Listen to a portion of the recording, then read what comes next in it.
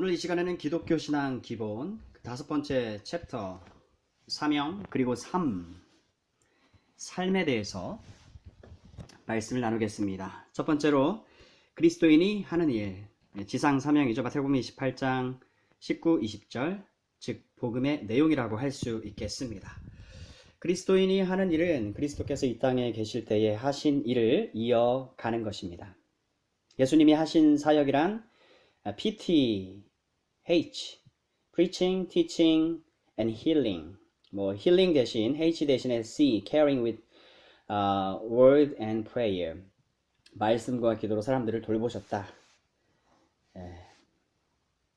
그 설교와 교육 및 치유 또는 돌봄 사역을 하셨습니다. 주님은 하나님 나라를 전파하셨고 하나님과 사람들을 어떻게 사랑해야 하는지를 가르쳐 주셨으며 각종 질병을 고치시고 귀신을 쫓아내 주셨습니다. 그렇게 함으로써 하나님의 나라가 도래했음을 현시하셨습니다. 하나님 나라가 왔음을, 임하였음을 현시하셨습니다. 예수님의 사도들과 제자들도 이 사역을 이어받았습니다.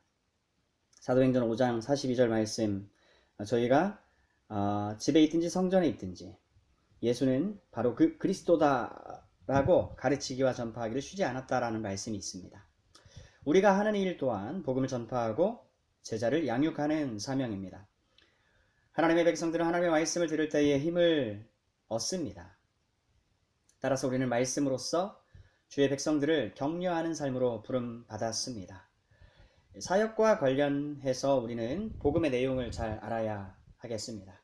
복음의 내용을 전해야 하기 때문이고 이제 갓 믿은 사람들에게 또한 복음의 내용을 전해 주어야 하기 때문입니다. 사람들에게 복음의 내용을 잘 들려주기 위해서는 전하는 자가 복음의 내용을 잘 이해하고 있어야 하겠습니다. 가장 탁월한 교사는 늘 배우는 일에 있어 탁월한 열심을 보이는 학생이라는 점을 감안할 때 우리는 주님 배우는 그날까지 힘써 주님을 알고자 주님 말씀 앞으로 나아가야 합니다. 더욱이 앞서간 믿음의 선배들을 안내서 내지 참고서로 삼아서 즉 많은 귀한 스승들이 있습니다.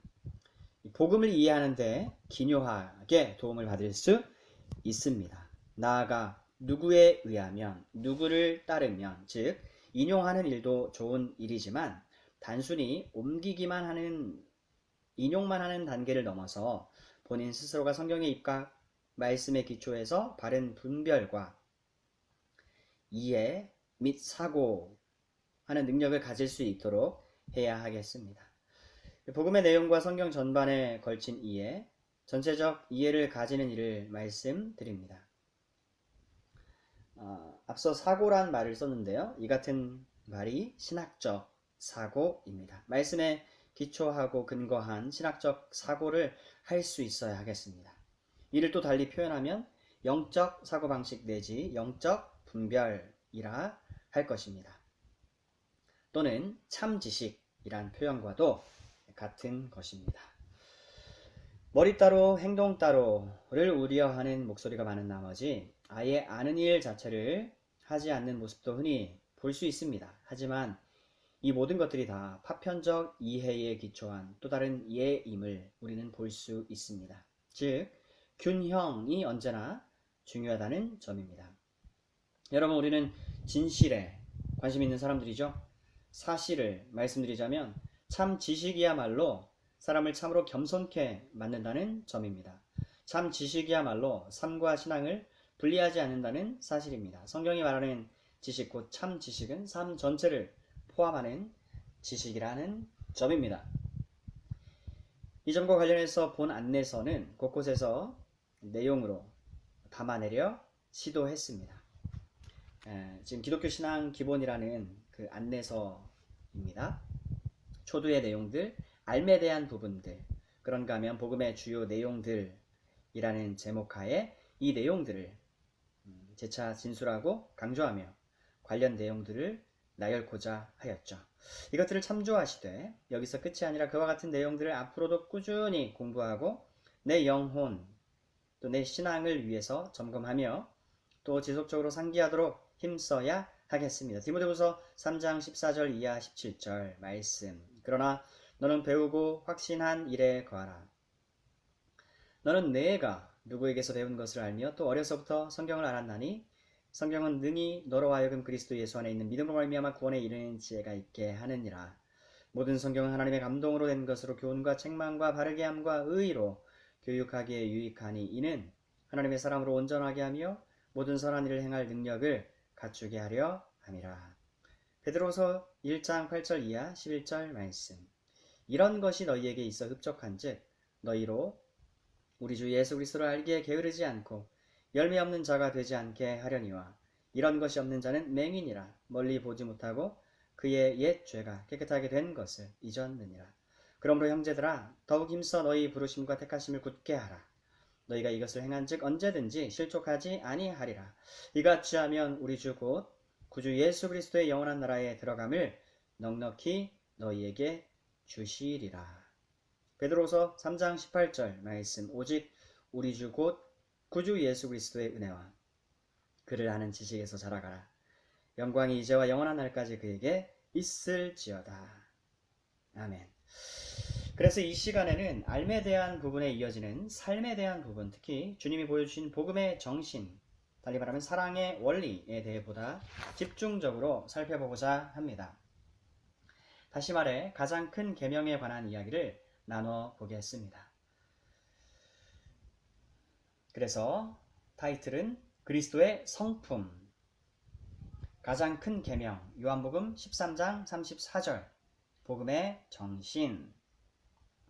이제 갓 믿은 신자들에게 복음의 내용을 잘 전수해 주어야 한다고 하였습니다. 우리가 믿는 내용을 잘 알아야 하고 다른 신자들에게도 전수해 주어서 그들 또한 우리처럼 제자로서 사명 감당을 할 수 있도록 돕는 것이라고 말씀드렸습니다. 복음의 정신. 복음의 내용과 더불어서 복음의 정신을 힘써 강조해야 할 것입니다. 그리스도 신자, 하나님 성도인 우리는 성장과 성숙으로의 부름을 받았습니다. 우리의 스승이시며 우리 믿음의 주요, 우리를 온전케 하시는 이이신 예수 그리스도를 따라 모든 면에서 자라가야 합니다. 그랬을 때 우리는 성자 하나님께서 세상에 오실 수밖에 없으셨던 이유와 The Lord, 주요, 스승이시면서도 친히 섬김의 본을 보이신 그 정신과 원리를 힘써 습득하는 일에 열중해야 합니다. 인자가 온 것은 섬김을 받으려 함이 아니라 섬기려 하고 가장 소중한 자기 목숨마저 아끼지 않고 도리어 자기 목숨을 많은 사람의 대속물로 주려 함이라고 주님은 말씀하셨습니다. 마가복음 10장 45절. 새 계명, 황금률, 그리고 이에 준하는 말씀들. 새 언약 백성의 삶의 원리로서 주님은 새 계명을 주셨습니다. 요한복음 13장 34절. 새 계명을 너희에게 주노니 서로 사랑하라. 내가 너희를 사랑한 것 같이 너희도 서로 사랑하라. 너희가 만일 서로 사랑하면 너희가 내 제자인 줄 세상이 알리라. 그리고 산상수훈의 말씀 가운데에는 구약 성경의 요약이라고 말씀하신 황금률로 일컬어지는 말씀도 주셨습니다. 마태복음 7장 12절 말씀이죠. 대접을 받고자 하는 대로 너희도 남을 대접하라는 말씀이죠. 그런가 하면 빌립보서 2장에서 주님의 인자하고 겸손하신 마음이 그대로 담겨 있습니다. 여러분, 이외에도 무수한 복음의 정신의 말씀, 그것의 적용의 말씀들로 신약 성경은 온통 도배가 돼 있음을 발견하실 수 있습니다. 중요한 질문, 복음의 정신이란 무엇인가? 복음의 정신, 이 점은 모든 신자가 늘 중심에 두고 다루며 실제로 살아내야 하는 삶의 모양이 아닐 수 없습니다. 그래서 중요합니다. 사랑, 복음의 정신이자 원리, 이것이 무엇입니까? 이것은 한마디로 사랑입니다. 하나님은 우리를 사랑하셔서 자기 아들을 기꺼이 우리를 위해 내어주셨습니다. 예수님은 하나님 자신 전부였습니다. 예수님은 하나님과 더불어 온 우주의 왕이고 주님이시지만 우리를 구원하기 위하여 친히 기꺼이 사람이 되셨습니다. 엄청난 낮아짐이죠. 주님은 모든 사람들로부터 대접과 섬김을 받아 마땅하고 합당한 왕이시지만 친히 우리를 섬기시고 종노릇해 주시는 겸손의 왕으로 이 땅을 살다 가시었습니다. 연약하고 죄인이며 하나님과 원수된 나란 존재. 로마서 5장 6절, 8절, 10절. 나란 존재를 특별한 존재, something으로 만들어 주시기 위해 가장 특별함에 탁월하신 그분께서 something special이자 everything 되시는 Christ께서 친히 자신을 비우셨습니다. He became nothing. 예수님과 연합된 우리는 예수님께 속한 모든 귀하고 아름다우며 복되고 가장 탁월한 것들을 소유한 자들이 되었습니다. 골로새서 2장 3절. 그 안에는 지혜와 지식의 모든 보화가 감추어져 있느니라. 은혜를 받아 아는 사람, 그들의 삶의 방식. 이 같은 탁월한 하나님의 사랑과 그리스도의 은혜를 받은 신자들이 이 땅에서와 장차 하나님 나라에서 어떻게 살아가야 할 것인가를 주님은 교훈해 주셨는데, 대표적인 것으로 산상수훈, 마태복음 5장, 6장, 7장과 병행된 말씀인 누가복음 6장을 들 수 있겠습니다. 예수님을 따르며 세속적인 권력 구조를 늘 마음에 염두에 두면서 주께서 세속 왕국을 세우실 때 한 자리 차지하려고 마음속에 늘 혈안이 되어 있던 제자들을 향하여 우리 주님은 말씀하십니다. 누구든지 큰 자가 되려거든 도리어 남을 섬기는 종처럼 되라. 갈라디아서 5장 13절 말씀 또한 우리가 그리스도의 자유케 하는 은혜로 자유한 자가 되었지만 그 자유로 도리어 사랑으로 섬기어 종노릇하라. 그 복음의 정신을 천명하는 것입니다. 갈라디아서 5장 13절 복음의 정신 천명. 우리의 아버지는 하늘에 계신 하나님이신데 그분은 온 천하 온 우주의 왕이십니다. 그분의 자녀가 된 사람들은 그분과 더불어 왕노릇하는 이들이 된 것입니다. 왕노릇. 그런데 여러분, 왕노릇이란 무엇일까를 생각지 않을 수 없습니다. 그런데 여러분, 이것은 억누르고 군림하며 대접을 받는 것과는 정반대의 모습이라는 것을 주님은 가르치시더라 하는 것입니다. 실제로 주님이 그렇게 사셨습니다. 무엇이 우리 주님으로 하여금 하늘 영광을 다 버리고 낮고 천한 이 땅에 사람의 모양으로 오게 하셨는가에 대한 답. 이것이 바로 복음의 정신이자 복음의 원리라고 말씀드릴 수 있습니다. 천국 삶의 원리. 천국은 사랑으로 서로 종노릇하는 사람들로 이루어진 나라입니다. 이 나라의 특징은 사랑이며 화평입니다. 화평의 다른 말은 샬롬. 참고로 조나단 에드워즈 1703년에서 58년 천국은 사랑의 나라입니다 라는 설교를 여러분들께 추천해 드립니다. 내 마음이 굳어지고 딱딱해지고 드라이해지고 사랑이 없어지고 차가워지고 냉정해지고 무뎌진다라고 여길 때 조나단 에드워즈 또는 로버트 맥체인 또는 데이빗 브레이너드, 이런 사람들, 조지 휘필드 일기, 이런 곳으로 가면요, 다시금 우리 심령이 부드러워지고 은혜로 축축이 젖어지게 되는 것을 우리는 경험하실 수 있습니다. 그래서 추천해드려요. 조나단 에드워즈 천국은 사랑의 나라입니다. 설교 제목입니다.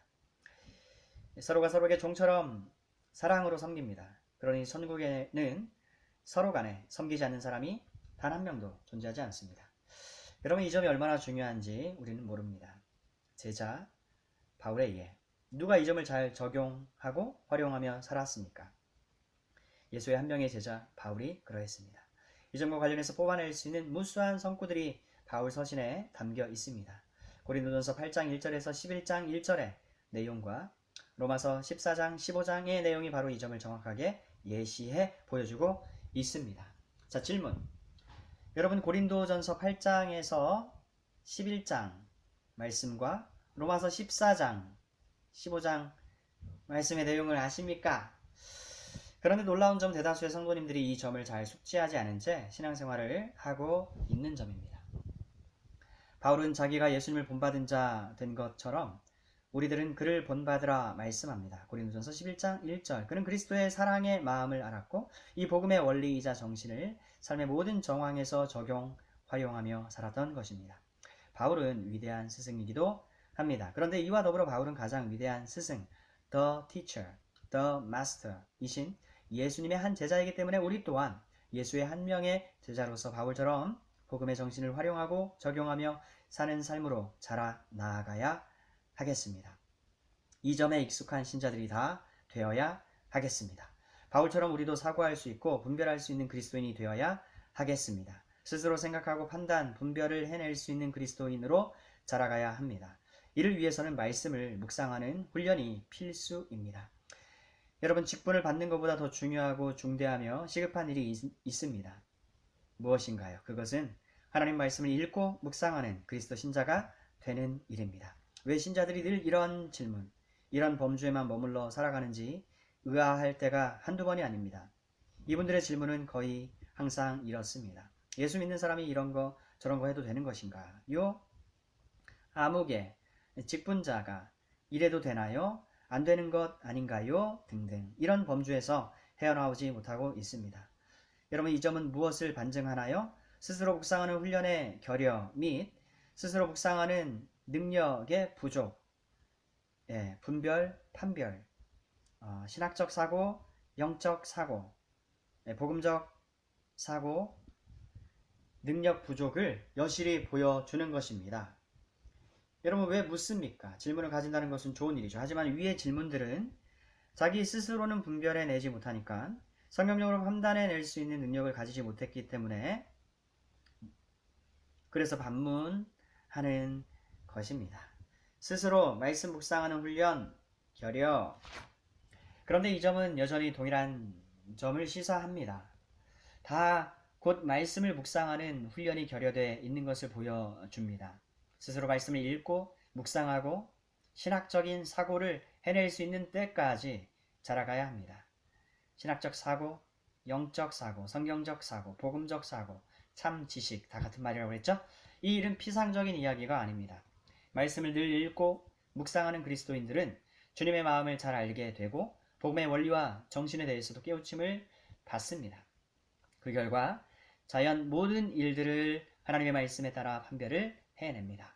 여러분, 아디아포라 들어보셨나요? 아디아포라 문제. 가령 하나님께서 명하신 하라, 뭐뭐 하지 말라의 계명에는 어떻게 해야 되나요? 분명하게 순종을 하면 됩니다. 그런데 아디아포라의 문제가 우리 삶에는 참으로 많습니다. 성경에서 뭐뭐 하라 또는 뭐뭐 하지 말라의 긍정 또는 부정 명령의 조로 정확하게 제시하지 않는 문제에 대한 것입니다. 해도 그만, 안 해도 그만에 관련된 문제입니다. 앞서 고린도전서 8장에서 10장 이야기, 로마서 14장 본문을 언급해 드렸는데 그것이 전형적으로 이 문제를 다루고 있는 성경 단락인 까닭 때문에 언급해 드렸습니다. 바울은 복음의 정신에 입각, 사고하고 판별을 해내는 그리스도 제자의 모습을 우리에게 보여주었는데요. 해도 그만, 안 해도 그만의 문제, 아디아포라에 대해서 바울은 사랑, 더 구체적으로 말씀드려서 형제 사랑이라는 가장 큰 계명에 자신의 자유를 기꺼이 승복시키는 성숙한 신앙인의 모습을 보여주는 것입니다. 고린도전서 8장, 9장, 10장 바울이 서신서를 썼던 때에는 우상 제물로 사용된 다음 고기가 정육점에서 유통이 되던 시대였습니다. 그러니 믿음이 약한 형제는 고기를 먹는다는 일 자체가 영 부담스러운 게 아니었습니다. 왜냐하면 우상 숭배를 했던 제물이었으니까요. 양심에 걸리는 불편한 문제였죠. 믿음이 강한 그리고 믿음이 약한, 한편 믿음이 강한 형제는 우상이란 애초에 존재하지 않고 하나님께서 우리에게 허락해 주신 모든 것들은 선한 것이기에, 즉 육식이든 채식이든 고기, 채소 등 선한 것이기에 감사함으로 받고 기도하고 먹으면 오케이, 그만이었던 것입니다. 사람의 양심에 거리끼는 것이지 실제 우상 제물에 바쳐졌다 해서 화학적으로 독소를 품고 있는 고기가 되는 것은 아니었기 때문입니다. 우상은 존재하지도 않습니다. 하나님은 유일하신 참 하나님 한 분뿐이시기 때문에. 하지만 믿음이 약한 형제는 염려합니다. 걱정합니다. 그 양심에 상처를 받습니다. 성, 즉 거룩한 것이 속된 것 또는 세속에 닿으면 속해진다. defiled by association. defiled by association. 말하자면 부정탄다 라는 인식을 가지고 있기 때문에 믿음이 강한 형제처럼 생각하는 것이 여간 쉽지가 않습니다. 누가요? 믿음이 약한 형제들이요. 바울은 어떤 쪽이었을까요? 그는 믿음이 강한 형제입니다. 로마서 14장의 경우 하나님의 구원하심은 우리의 행위로 말미암지 않고 전적인 하나님의 은혜 베풀어 주심, 즉 선물로 구원을 주신 것을 알기에 형제를 쉽게 정죄 내지 심판 내지 판단하는 쪽으로 가지 않았습니다. 즉 믿음이 약한 이가 정죄를 잘합니다. 정죄와 같은 말은 판단, 심판. 보통 믿음이 약한 사람들이 쉽게 판단을 합니다. 크리스찬이 어떻게 그럴 수 있어? 이러면 안 되는 것 아니냐? 그런데 이렇게 했으니 그는 더 이상 크리스찬이라 그리스도인이라 불릴 자격이 없어. 구원받은 자가 아니야. 이런 식으로 사고를 합니다. 반면 믿음이 강한 자는 그렇게까지 나아가지는 않습니다. 하나님이 나를 구원해 주셨던 것처럼 우리의 기준이 우리 기준에 몇 가지 점이 마음에 들지 않는다고 해서 그 형제 또는 자매를 마치 하나님의 구원을 안 받은 사람처럼 여기는 정죄, 판단, 심판까지 나아가지 않는다는 것입니다. 그를 마치 구원받지 않은 사람처럼 여길 수 있는 권리가 우리에게 없다라는 것이죠. 나란 사람이 하나님의 은혜로 구원을 받은 것처럼 저 사람도 나에게 베풀어 주신 그 크신 사랑, 그 동일한 사랑과 은혜로 구원을 해 주셨다는 점을 인정하고 있습니다. 그러니 구원이란 본래 나의 행위에 따라 되어진 게 아닌 것처럼 지금 이러이러한 모양 때문에 주로 선입관과 편견 등에 기인한 것인데요. 각 개인의 판단자는 사람입니다. 하나님이 아니고요. 쉽게 신자 아니다, 성도 아니다로 단정 짓는 일로 나아가지 않는다는 점입니다. 누가요? 믿음이 강한 자가요. 믿음이 강한 자 플러스 성숙. 다시 고린도전서 8장 이하 10장으로 돌아와서 바울이 어떻게 행동을 합니까? 비록 고기에는 어떠한 문제 내지 하자가 없음을 굳건히 믿는 그였지만 믿음이 약한 그 형제가 그 마음에 시험을 받는 것, 즉 양심이 괴로움을 당하는 것을 바울 사도는 결코 원치 않았습니다. 결코 원치 않아서 차라리 내가 고기를 안 먹으면 안 먹었지 그리스도가 피 흘려 죽으셔 구원해 주신 저 형제를 실족하게 하지 않아야겠다. 바울이 고기를 먹는 것은 아무런 문제가 될 것 없는 일입니다. 하나님께 죄 짓는 일이 전혀 아닌 까닭에 맘 편히 먹어도 괜찮은 일이었습니다. 아디아포라, 해도 그만 안 해도 그만의 문제였습니다. 바울을 주도하는 원리, 하지만 바울의 마음을 주도하고 있는 원리가 무엇입니까? 앞의 문제, 고린도전서 8장, 9장, 10장 말씀에서 바울의 양심을 심령 또는 마음, 정신, 바울의 양심을 주도한 원리를 함께 살펴봅시다. 그것은 비록 나의 믿음과 양심에 비추어 거리낌 없는 행동이라 할지라도 아직 믿음이 약한 형제가 나의 행동으로 인해 마음의 상처를 입고 양심의 불편함을 겪는다면 이것은 그리스도의 사랑의 정신, 복음의 정신, 그분의 마음에 부합된 것이 아니라 그분의 그 사랑의 정신에 비추어서 행동한 것이 아니다. 그리스도께서는 그가 우리를 사랑한 것 같이 우리도 서로 사랑하라 말씀하셨다. 서로 사랑, 형제 사랑이라고 하는 큰 계명. 그러니 나는 나의 자유를 기꺼이 축소시키는 쪽으로 사용해서 그리스도의 법, 즉 사랑을 성취하고 하나님 사랑이죠.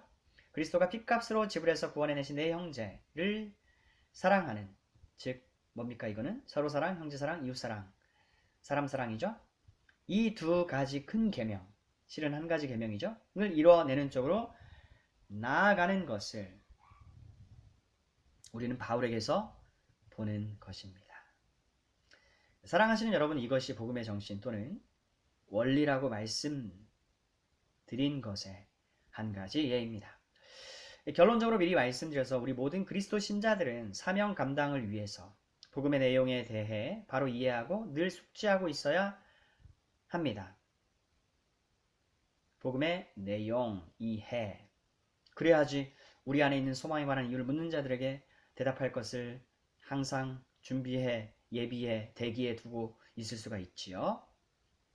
사명에 관한 얘기였습니다. 동시에 하나님과 그리스도의 큰 은혜와 사랑을 받은 자로서 이제 남은 나의 삶 또한 지극히 그리스도의 마음에 부합되게 살아야 할 것이기 때문에 그리스도의 마음, 복음의 정신, 두 글자로는 사랑, 부단히 복음의 정신과 원리를 익힐 것이고 이를 따라 역동성 있게 적용을 해내어야 할 것입니다. 복음의 정신, 새 계명에 관한 이야기입니다. 여러분, 이것이 실력 있는 그리스도 신자, 제자의 모습으로 그리스도의 법을 성취하는 길로 나아가는 것입니다. 하라면 해라. 다들 그렇게 했다. 여러분, 우리는 더 이상 법을 위한 법을 따라서 법에 매여서 죽도록 하기 싫지만 주변 분위기에 의해서 이때는 이렇게 해줘야 하는 게 미덕이라고들 하니까 하는 수준에서 신앙생활을 하지 않습니다. 그런 것들로부터 그리스도께서 우리를 구원해 주셨습니다. 자유케 하셨습니다. 아무도 우리 양심을 침범할 수 없습니다. 단 우리 주님과 주님의 말씀 곧 성경 하나님 말씀만이 그렇게 하실 수가 있죠. 얼마나 자유로운 것입니까? 우리 마음에 자유를 주고 살리는 것입니다. 복음은요. 이게 실제로 하나님이 그리스도를 통해서 우리에게 해주신 일입니다. 성령께서 계신 곳마다 자유함이 있습니다. 그래서 법보다 앞서는 것, 여전히 그것을 잊게 한 정신, 원리, 의도, 취지, 목적 이런 게 중요하지 않겠습니까?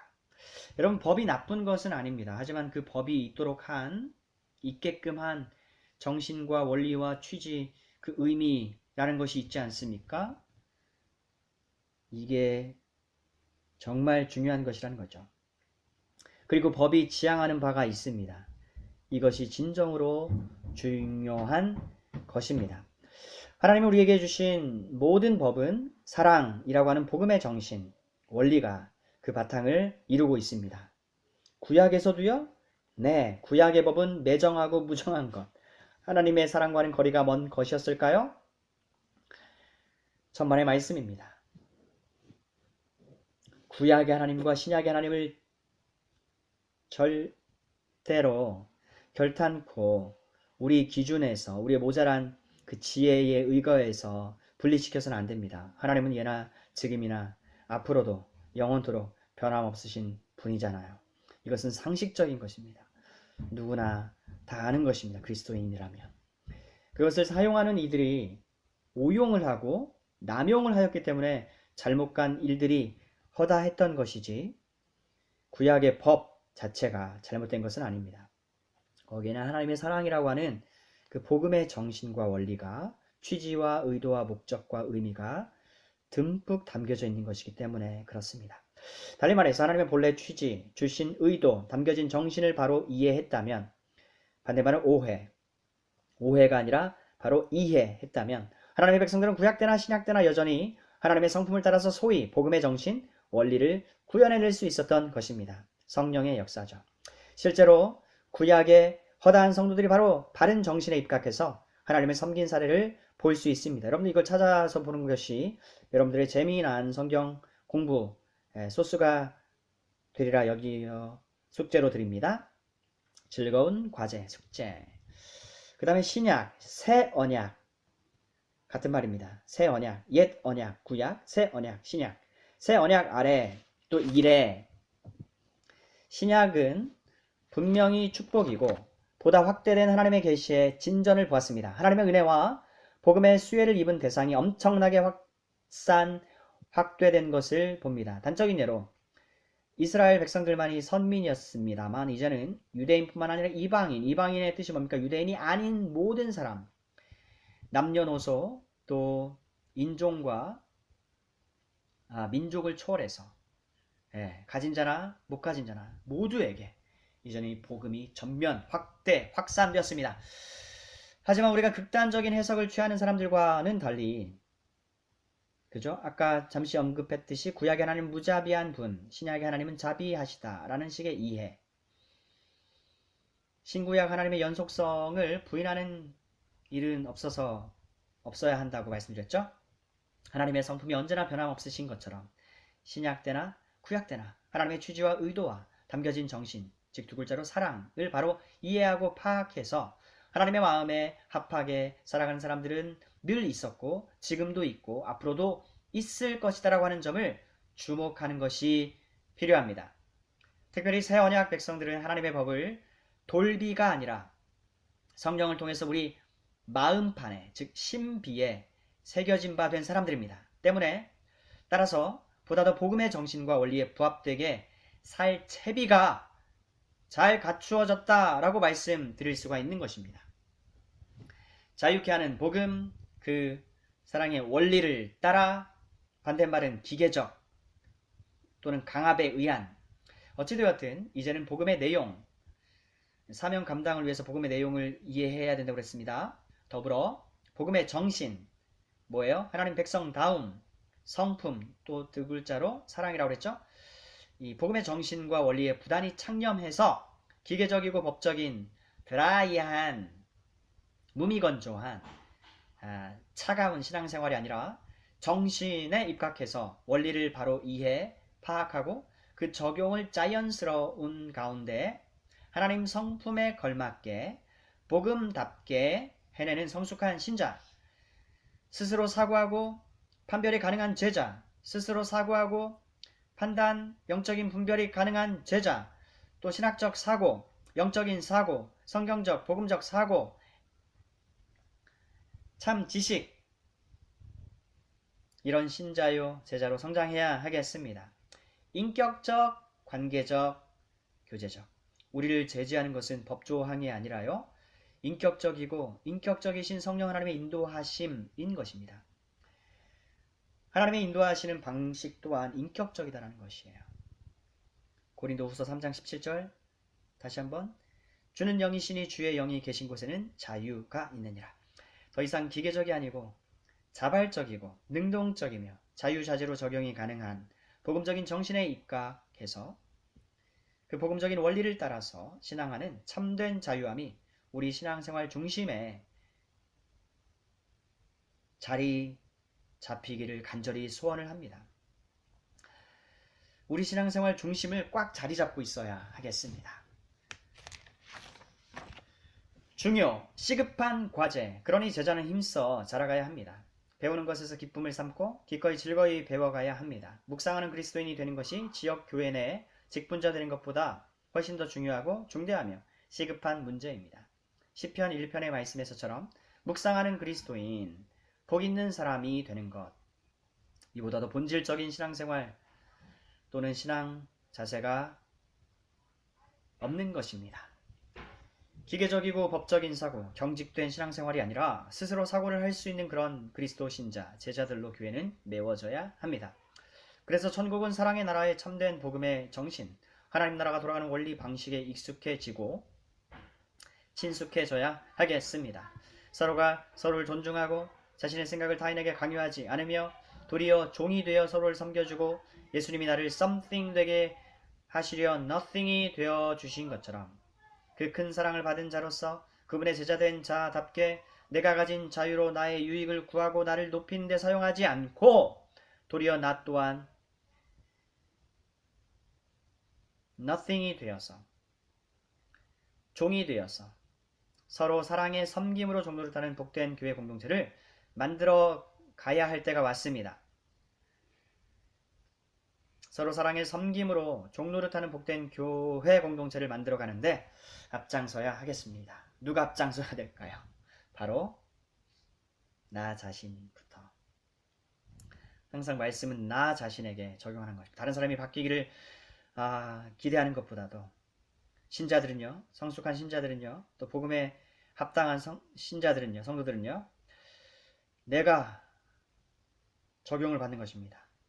역으로 생각해보세요. 모든 신자들이 각자 자기에게 적용을 한다라고 했을 때에 모든 신자들이 마치 서로를 위해서 스스로 종된 섬김의 모습을 보여주는 것이 역으로는 나 또한 왕처럼 섬김 받는 일이 일어나는 것처럼 나란 사람이 말씀을 항상 나에게 적용하고 나부터 그 말씀으로 인해서 변화를 받아 나간다면 또 역으로 다른 사람들도 자신에게 먼저 적용하고 그 말씀을 따라 변화를 받는다면 우리는 모두가 다 말씀의 적용을 받아서 변화를 받아서 함께 정말 사랑으로 섬김으로 종노릇하는 천국을 구현하는 주인공들이 다 되는 게 됩니다. 놀랍습니다. 이 하나님의 지혜가. 그렇지 않습니까?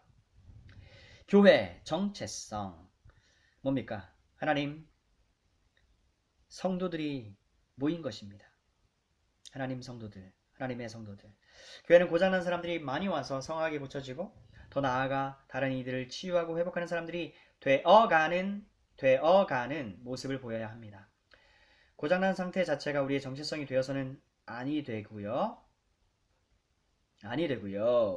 하나님을 따라 의와 거룩함과 화평과 사랑과 기쁨 속에서 전국의 아름다움을 보여주는 것을 그 정체성과 본질로 삼아야 하니 100번 1000번 옳고 지당합니다. 그래서 재차 요청드립니다. 그러기 위해서 시급하게 요청드린 것은 복음의 정신, 원리에 입각하여 삶을 살아내는 그리스도인들의 부흥인 것입니다. 이 같은 부흥을 우리는 보고 싶습니다. 진정으로 보기를 원하는 것입니다. 이를 위해 기도하며 이와 더불어 기도한 것에 걸맞게 스스로가 섬김의 마당 속에서 복음의 정신과 원리, 두 글자로 즉 사랑으로 자리매김해내는 실행이 있어야 하겠습니다. 대접을 받고 싶은 대로 남을 대접해야 하겠고요. 인자가 온 것은 섬김을 받으려 함이 아니라 섬기려 하고 그들의 복지를 위해서는 나의 목숨까지도 기꺼이 내어드릴 수 있는 그런 자세와 마음가짐으로 살아가는 것. 이 같은 삶을 저 자신부터가 살기를 원합니다. 여러분 인자, 예수 그리스도 그분은 온 우주의 창조주이자 왕이셨습니다. 그런데 섬김을 받으려 함이 아니라 섬기려 하고요. 그들의 복지, 정말 그 목숨을 실제로 맞바꾸기에 아까운 부족하고 형편없는 존재들의 복지, 즉 하나님 나라에서의 은혜롭고 화평한 삶, 두 글자로 샬롬을 위해서 예수님은 목숨까지도 기꺼이 내어주셨지 않습니까? 우리 또한 나의 목숨까지도 기꺼이 내어드릴 수 있는 그런 헌신적인 자세, 강압이 아니라 자발적이고 자원하는 cheerfully, willingly, 기꺼이, 기분 좋게,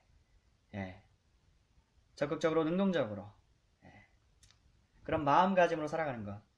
이 같은 삶의 모습이 저 자신부터를 통해서 나타나기를 주님은 원합니다. 나아가 이 같은 삶의 방식으로 우리를 편입시켜 주시는 우리 주님께 무한 기쁨의 감사와 영광을 올려드립니다. 오직 은혜, God's grace alone, soli Deo gloria, 오직 하나님께만 영광을.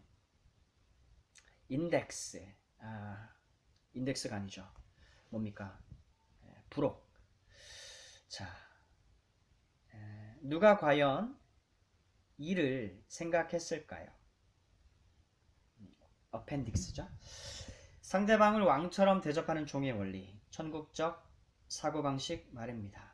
그런 나를 또한 왕처럼 대접하는 내 형제 그리스도인, 함께 대접하고 함께 대접받는, 함께 울고 또 함께 웃고 기뻐하는, 남들이 못해져서 늘 이 모양이지가 아니라 내가 변하자.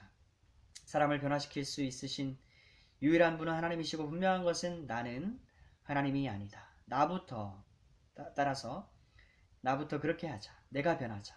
그런데 모든 그리스도 신자들이 여전히 같은 방식으로 움직입니다. 내가 변하자. 각자 스스로 자신부터 성찰하고 변화를 도모하니까 온통 변화되고 성숙하고 변모되고 완숙된 이들만 모여있더라. 어디에요? 천국에. 교회 공동체예요. 이 같은 지혜, 사랑으로 존재하고 돌아가는 방식의 삶을 누가 과연 생각이라도 했겠습니까? 하나님을 찬양합니다. 주님께 감사드립니다. 깊도다 하나님의 지혜와 지식의 풍성하며 그의 판단은 헤아리지 못할 것이며 그의 길은 찾지 못할 것이로다. 누가 주의 마음을 알았느냐? 누가 그의 모사가 되었느냐? 영광이 세상에 있을지어다.